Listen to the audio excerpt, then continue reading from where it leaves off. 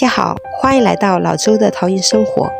红烧排骨是最受大众欢迎的家常菜之一。今天就和大家分享如何在家用最短的时间、最简单的配料来完成这道色香味俱佳的红烧排骨。色泽红亮诱人，肉质香糯软烂。马上来看一下简单又快手的家常做法。做这道菜所需要的配料非常简单，准备洗干净的猪排骨700克，顺势我们把它切成块。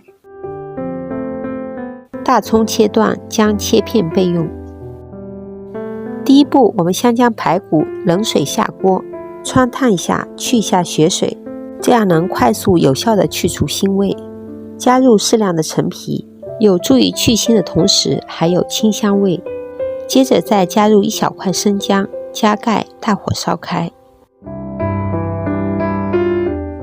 1分钟后捞出来，过下清水，反复洗2遍，洗去排骨表面的浮沫，捞出来沥干水分备用。另起个锅子，锅热以后直接下入排骨，不需要放油，用中火慢慢的煎出肉里面的油。多加煎制的一步会使成品口感更加的酥香而不油腻。煎至表面有焦黄色就可以出锅了。今天选用的是比较瘦的肋排，所以煎出的油差不多也就是1汤匙的量，正好可以当做炒糖色的底油。加入冰糖50克，全程开小火将冰糖炒至融化，炒至糖液变成微微的焦黄色，马上下入排骨。翻炒均匀后，下入之前准备好的配料，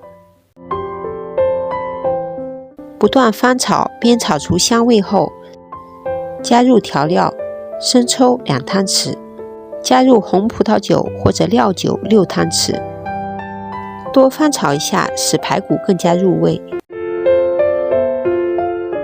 等锅里的汤汁烧开后，加入适量的盐调味，接着加入适量的热水，没过排骨就可以。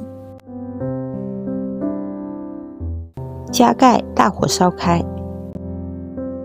为了更好的节能省时，烧开后移入高压锅炖煮。比起普通锅子，至少可以节省半小时的时间。家里没有高压锅的，也可以改用电饭锅来焖煮，同样也可以达到省时的目的。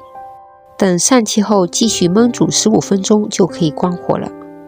这时候的排骨看上去外形完整，内里已经非常的软烂了。去掉大蒜头、葱姜等配料，将炖好的排骨重新移到锅中，开大火收一下汤汁。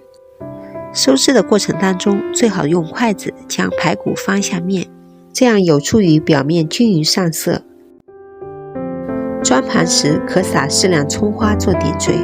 一道经典的家常菜红烧排骨就大功告成了。色泽红亮诱人，肉质香嫩软烂，好吃到连骨头也不想放过，是不折不扣的下饭神器，也是绝美的下酒菜。如果喜欢今天的分享，记得给我点赞，欢迎大家转发分享，继续关注我的频道。谢谢您的收看，我们下期再见。